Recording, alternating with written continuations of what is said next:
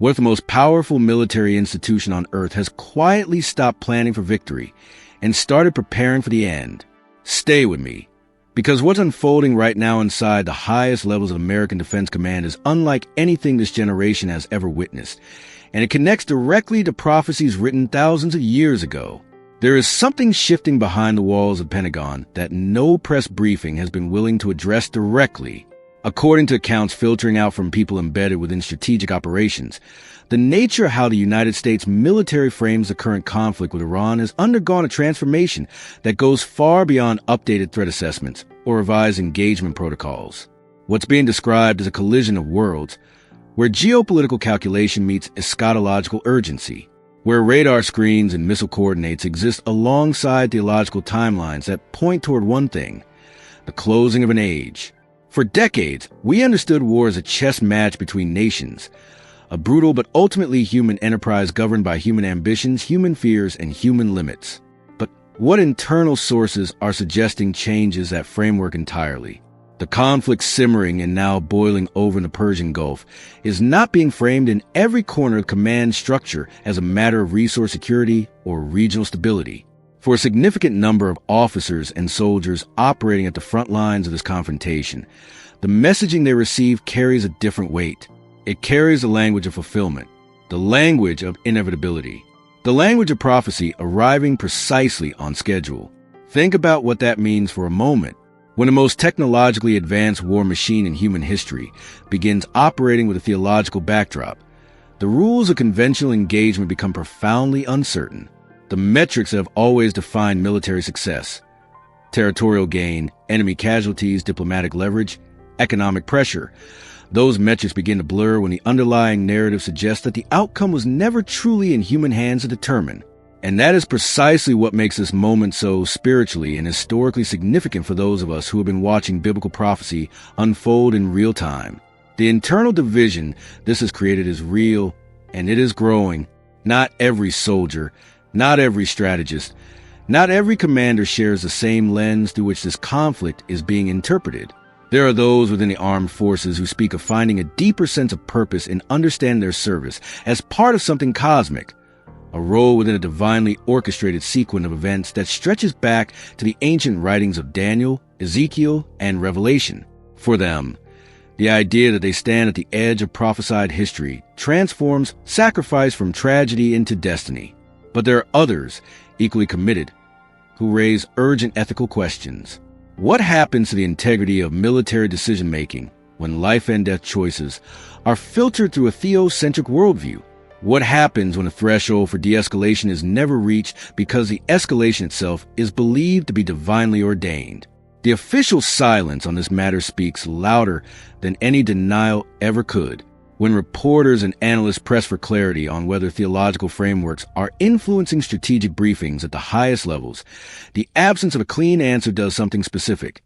It doesn't quiet the conversation. It amplifies it. And it raises a question that is almost too sobering to sit with. Has Operation Epic Fury, the American military campaign unfolding in and around Iran, crossed a line that separates geopolitical strategy from something closer to a crusade? The international implications of this reality are staggering. Allies and adversaries alike are watching Washington with a new kind of unease. The traditional architecture of global diplomacy rests on a foundational assumption that every major power, no matter how aggressive or expansive its ambitions, operates with some version of a rational off-ramp, some point at which the cost of escalation outweighs the perceived benefit, some ceiling beyond which even the most hawkish decision-maker will not go. But that assumption collapses entirely if the leadership driving a conflict believes the conflict itself is a fulfillment of divine appointment. There is no off-ramp in a narrative that ends in the return of the King of Kings. Consider the Strait of Hormuz, that narrow corridor through which nearly a third of the world's oil supply flows. Its closure, or even the credible threat of its closure, sends shockwaves through global financial markets, destabilizes energy-dependent economies from Europe to East Asia, and rattles the foundations of international trade. The traditional deterrents against allowing that crisis to unfold are economic catastrophe and diplomatic isolation. But what if those deterrents are not deterrents at all in the mind of someone who believes that economic collapse is simply one of the birth pangs preceding a new age? What if the map that matters most is not drawn in Washington or Brussels or Beijing, but in the book of Revelation? This is not fantasy. This is not fringe speculation. This is the question being asked right now in intelligence circles, in diplomatic backchannels, and in the quiet conversations of millions of ordinary people who sense, with an almost physical certainty, that the world has shifted into something new. The intersection of ancient prophecy and modern warfare creates a cognitive dissonance that is difficult to process with ordinary analytical tools. Nothing in our conventional frameworks prepares us to navigate a world with the most advanced military in human history and the most ancient spiritual texts in existence are apparently reading from the same timeline. And that is exactly why moments like this one matter.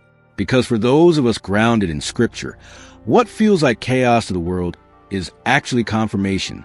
Every headline that seems to push the global order closer to the edge, every military development in the Middle East that mirrors the geographic and political landscape described by the prophets, every fracture in the old systems of diplomacy and deterrence, these are not signs of a world spinning out of control.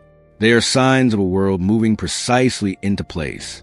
The Bible did not promise a future that would be comfortable to watch. It promised one that would be undeniable.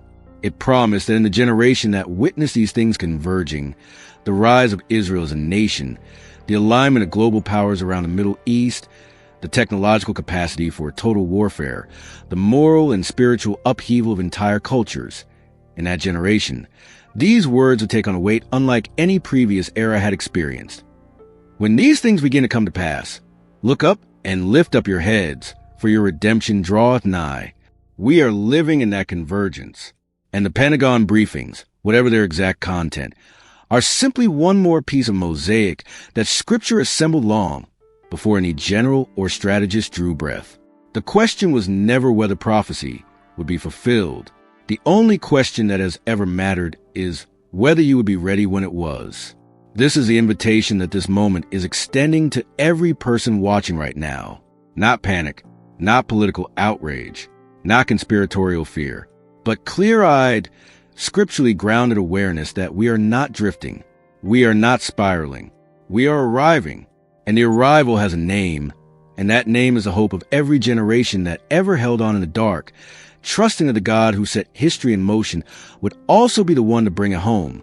If this content is awakening something in you, a hunger to understand the times, to go deeper into what Scripture actually says about these events, to be equipped rather than overwhelmed, then this channel exists for you.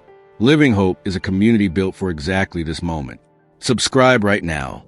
Turn on your notifications and join thousands of people who are choosing to face the days ahead not with fear, but with faith forged in the fire of knowing what the Word already promised. Leave a comment below telling us what part of today's message hit you hardest. We read every single one.